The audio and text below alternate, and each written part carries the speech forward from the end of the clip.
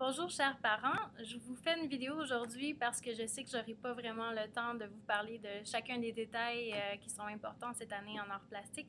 Donc je fais cette vidéo pour compléter un peu la rencontre qu'on va avoir tout à l'heure. Donc premièrement en arts plastiques en secondaire 3, c'est une coche de plus difficile. Donc les cours sont très différents puisque l'année passée, ils ont appris la majorité des techniques à utiliser en art. Cette année, c'est beaucoup plus créatif. Ils vont utiliser beaucoup de matériaux, mais ils vont avoir besoin de faire moins de techniques avant de faire un projet. Donc, c'est beaucoup des projets qui vont demander de la créativité, qui vont demander aussi que l'élève y pense le soir. S'il a un devoir, ils vont avoir des devoirs environ un seul par mois pour un dessin, donc c'est quand même très peu.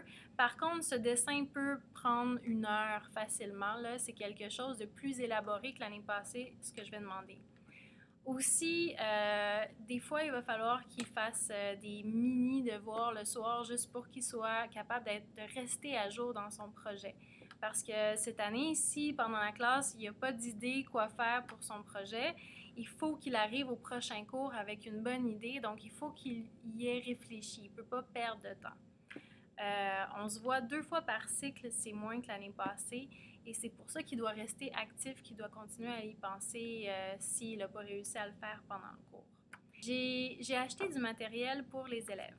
J'ai donné aux élèves un cahier de croquis ainsi que plusieurs crayons. Vraiment une bonne quantité de crayons pour environ 30 $. Donc, ce matériel-là, il doit l'avoir à chacun des cours. Et dans cette trousse-là, ils ont aussi des pinceaux très, très fins. Donc, ça, c'est du matériel qu'ils doivent vraiment garder avec eux. Surtout au moment où on va faire, par exemple, de la peinture. S'il n'a pas ses propres pinceaux, je n'en prête pas. La raison pour laquelle je leur ai acheté leurs propres pinceaux, c'est qu'ils puissent avoir une bonne qualité, qu'ils puissent avoir, qu'ils soient bien nettoyés, donc qu'ils fassent vraiment attention à leurs propres choses. Il est possible qu'au début de l'année, si votre enfant n'a pas fait son devoir, il va avoir automatiquement des billets verts. Donc, je suis beaucoup plus sévère au début de l'année juste pour qu'on reprenne une bonne attitude par rapport aux devoirs.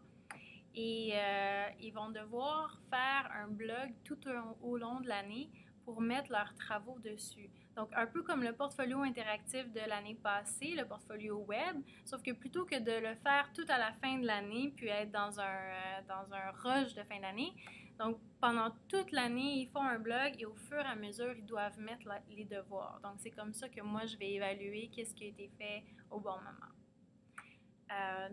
Voici ce que j'avais à dire pour le cours. Si vous avez des questions, ça va me faire plaisir d'y répondre. Envoyez-moi-les par courriel. Et par ce vidéo, vous allez avoir l'occasion de voir le blog de la classe d'art. Donc, ce blog est celui sur lequel les élèves vont pouvoir se baser et sur lesquels je vais partager des travaux d'élèves qui ont bien fonctionné ou des choses intéressantes. Donc, je vous souhaite une excellente soirée. Merci.